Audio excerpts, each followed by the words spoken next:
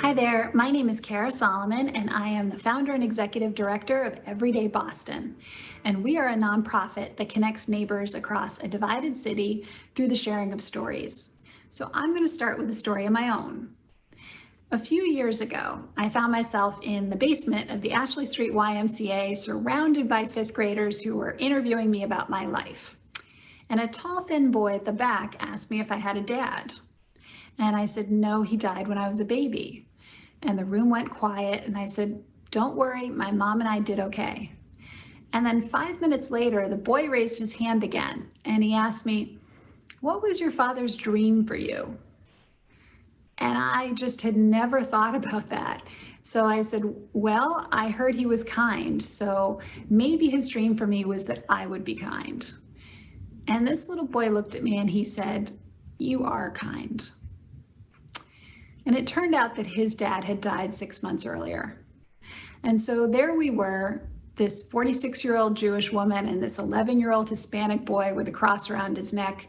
And in that moment, I belonged to him and he belonged to me. And we may never see each other again, but I will carry that boy with me for the rest of my life.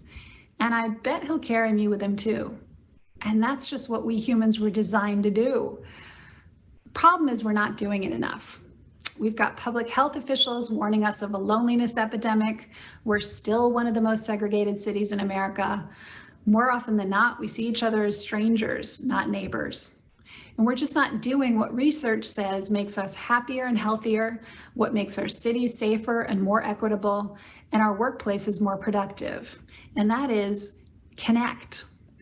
So at Everyday Boston, we're bringing that back through a scientifically proven solution, the sharing of stories. A good story literally lights up our brain and makes us more empathetic and willing to work with each other. I saw this all the time as a reporter. And it's why I created Everyday Boston in partnership with 4 community leaders of different ages and races, all of whom believed in the power of stories to bridge this city's divides. So we started Everyday Boston in their neighborhoods, Roxbury, Charlestown, Dorchester, Mission Hill. And over time, it grew organically into schools and universities and workplaces and most recently prisons. It's a pretty simple model. First, we help Bostonians develop listening and communication skills. Then we provide them with opportunities to connect. Story by story, we're working to make Boston the most connected city in America. Here are our tools. We've developed a training that strengthens critical soft skills through learning how to interview somebody else about their life. And we do this with people of all ages, from middle school students to employee managers to people coming home from prison. Then after they've gone through the training, we offer people the opportunity to sit down with somebody they don't know and record their life stories. And these stories then are later published in our online story library, which we like to call A Portrait of the People of Boston by the People of Boston. We also run story share events in libraries and other public spaces across the city. Since 2018, we've engaged 1,500 residents, worked with nearly 50 community partners, and published more than 70 stories online. We've also developed story collecting partnerships with research institutions on racial justice issues, from the cradle to prison pipeline to vaccine hesitancy in communities of color. This is what we can do with very limited fundraising and 1 full-time employee, and that's me. Now is the time to scale this work, so here are our strategic priorities. Over the next couple of years, we're going to deepen our impact with young people by working with more partners like the Y and creating a story collecting core for teens, which we're launching this summer thanks to a $7,500 matching grant from the Good People Fund.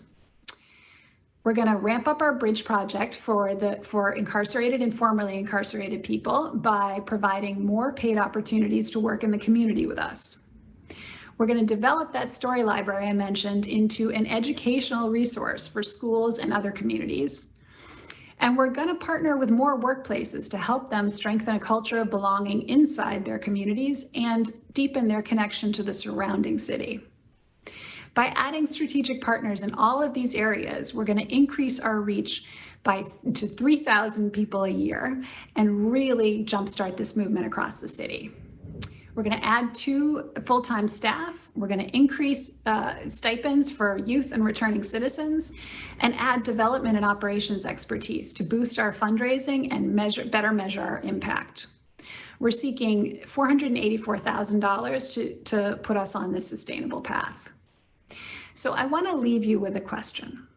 What if, at a time of historic divisions, when we've forgotten how to talk to each other and we've forgotten how to listen to each other, Boston pulled ahead, surprised pretty much everyone, and became the most connected city in America?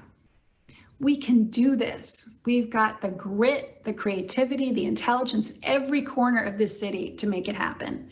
And now is the time. Thank you for listening.